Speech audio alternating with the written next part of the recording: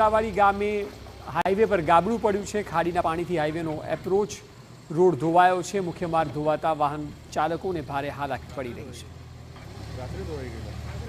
ગત મોડી રાત્રે તાપી જિલ્લામાં પડેલા વરસાદે ચારે ઓર તબાહી સર્જી છે। આપ દ્રશ્યમાં જોઈ રહ્યા છો સોનગઢના હીરાવાડી ગામનો આ એપ્રોચ જે પુલ છે તે વચ્ચેથી તૂટી ગયો છે। જે આ જે રસ્તો છે તે સ્ટેટ હાઈવે છે, તે સોનગઢ અને આહવા જે ડાંગ જિલ્લાને જોડતો મુખ્ય હાઈવે છે તે વચ્ચેથી તૂટી ગયો છે।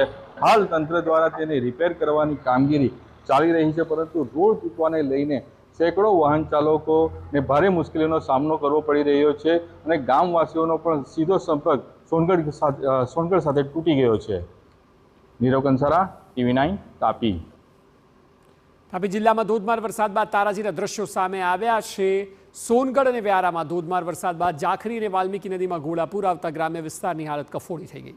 રાત્રે અચાનક આવેલા પાણીના પ્રવાહે બધું જ વેરણ છેણ કરી નાખ્યું। લોકોની ઘરવખરી સુધી તણાઈ ગયું। રોડ, રસ્તા, પુલ સહિત ખેતી બધું જ ધોવાઈ ગયું।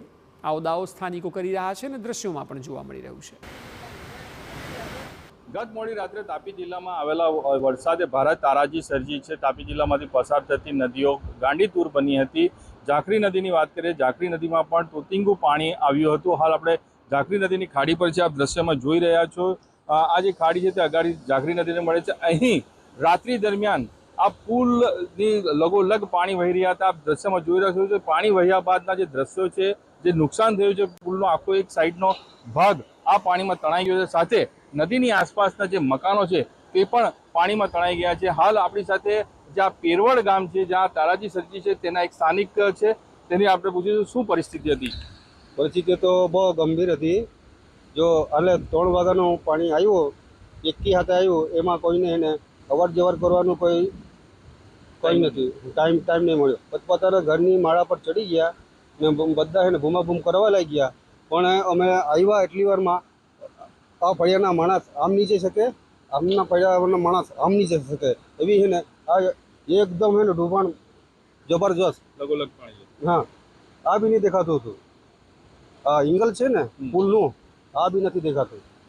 કેટલા ઘરોમાં પાણી, કેટલું નુકસાન થયું છે? કેટલા ઘરોમાં પાણી ભરાયું? એ 8 ઘરમાં છે।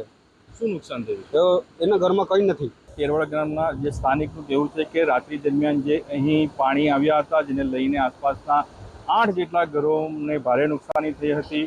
સાથે તેઓના 2 પશુઓ પણ તણાયા હતા। હાલ તંત્ર દ્વારા સર્વેની કામગીરી કરી દેવામાં આવી છે। હવે આ જે નુકસાનીમાં જેને પહોંચી છે તેને આશા છે કે તેઓને જલ્દીથી રાહત મળે।